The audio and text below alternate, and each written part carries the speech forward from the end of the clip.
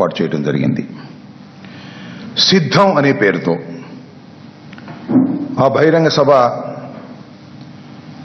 కని విని ఎరుగని రీతిలో అశేష ప్రజానీకం ఉత్తరాంధ్రలో పార్టిసిపేట్ చేసి మరింత నూతనోత్సాహాన్ని వైఎస్ఆర్ కాంగ్రెస్ పార్టీ క్యాడర్ కలిగించటమే కాకుండా ప్రత్యర్థి రాజకీయ వర్గాలలో గుండెల్లో దడపుడించే విధంగా పెద్ద ఎత్తున ఈ సిద్ధం అనే బహిరంగ సభ జరిగిన విషయం మీ అందరికీ విదితమే.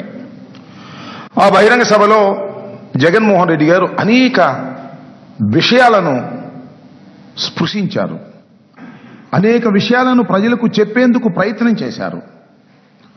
తాను పరిపాలనలో వైఎస్ఆర్ కాంగ్రెస్ పార్టీ అధికారంలోకి వచ్చిన తర్వాత ఏ ఏ కార్యక్రమాలను నిర్వహించారో, ప్రజలకు ఏ విధంగా ఆయన తోడ్పాటునిచ్చాడో, ఎంతటి చక్కని పరిపాలన ఇచ్చాడో చెప్పుకునేటటువంటి ప్రయత్నం చేశారు. దానితో పాటు ప్రధానంగా ప్రత్యర్థ రాజకీయ పార్టీ అయినటువంటి తెలుగుదేశం పార్టీ అంతకుముందు 5 సంవత్సరాలు, అంతకుముందు 9 సంవత్సరాలు, మొత్తం చంద్రబాబు నాయుడు గారు 14 సంవత్సరాలు పరిపాలన చేసినటువంటి విధానాన్ని కూడా స్పష్టంగా వివరించేటటువంటి ప్రయత్నం చేశారు. చంద్రబాబు నాయుడు గారిని సూటిగా కొన్ని ప్రశ్నలు కూడా అడిగారు.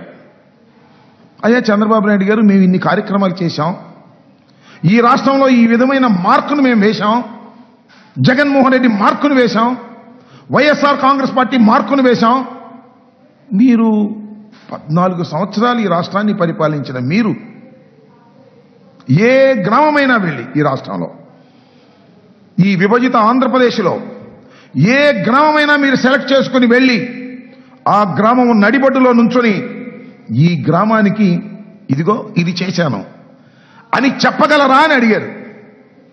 దానికి సమాధానం చెప్పలేకపోతున్నాడు చంద్రబాబు నాయుడు గారు.